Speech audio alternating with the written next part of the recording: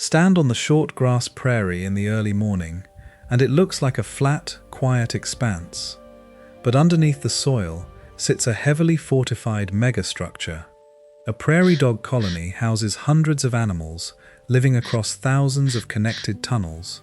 They operate on a shared nervous system, passing alarm calls across the town. They operate on a shared nervous system, passing alarm calls across the town the moment a threat appears. Heavily favors the math of survival here heavily favors the prey. Against a single attacker, a prairie dog doesn't have to win a fight. It merely needs to reach one of dozens of entrances scattered across the surface. Because of that architectural layout, solitary hunting is a highly inefficient strategy. A surface predator will be outrun to the nearest hole, and a digging predator will be easily bypassed in the tunnels below. The prairie produces two very different predators to tackle this problem. The coyote is built for high-speed surface pursuits, while the badger has been built low to the ground, acting essentially like a shovel with teeth. In almost any other environment, these two are natural competitors. Across much of their overlapping range, coyotes frequently attack and kill badgers to eliminate competition. Yet on a prairie dog town, that hostility vanishes. You will regularly find these two natural enemies standing on the exact same patch of grass, completely ignoring each other, focusing on the prey. It presents a biological mystery. The specific geology of the underground colony somehow forces two hostile species to combine their distinct physical traits into a single, unified siege weapon. The badger initiates the attack by dropping into a single burrow entrance. Its forelimbs are specialized for heavy excavation, allowing it to move more soil per second than almost any other digging mammal on the continent. Once that digging starts, a prairie dog trapped in that specific tunnel faces a binary choice. It can stay underground and risk the badger reaching it, or it can bolt out of a different exit to the surface. In this burrow cross-section, the trap's mechanics are clear. The badger's excavation flushes prey toward the escape routes. The coyote counter moves by waiting above ground at those alternative holes. By capping the surface exits, it blocks the only paths away from the badger. There is also a psychological component to this pressure. Sensing a coyote watching from above, a prairie dog will often hesitate to bolt out of the hole. That momentary delay buys the slower badger the time it needs to finish digging them out.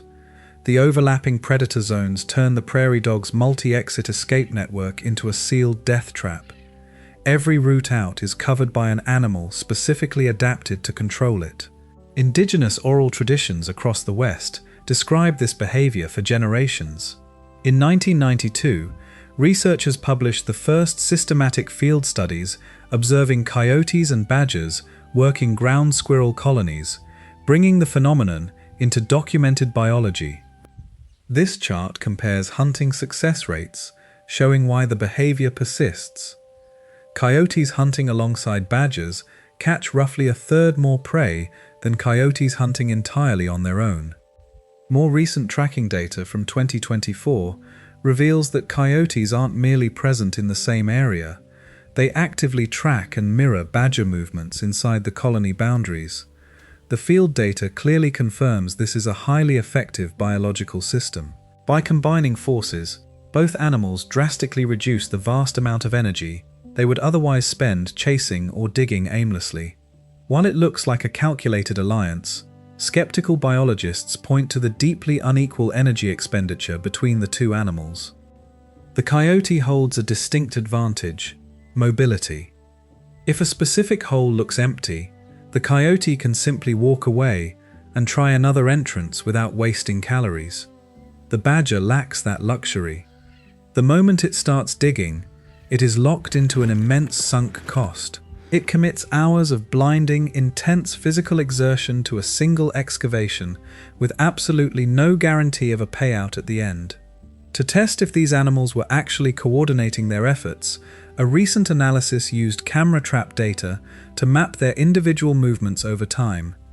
The conclusion was blunt. Despite being active in the exact same locations at the same times of day, The two predators rarely show up on camera together, and there is no clear pattern of one intentionally following the other's path. These findings challenge the human desire to see teamwork. Instead, the data points to a highly asymmetric relationship driven entirely by selfish opportunism, where two hunters simply exploit the same dense patch of food. The ultimate proof that this is driven by the environment rather than a cross-species bond is that if you remove the dense burrow systems, the relationship completely disappears. In biology, cooperation does not require intent, agreement, or kinship. It only requires the statistical reality that tolerating another animal's presence yields more food than fighting it over territory. By evening, the coyote and the badger separate. No signals are passed between them, and they do not share a den. Tomorrow, they might hunt the same colony, or they might never cross paths again. What we are watching is a ruthless, mechanical solution dictated entirely by the geology of the short grass prairie. The terrain sets the rules, and the predators simply execute the most efficient math to survive.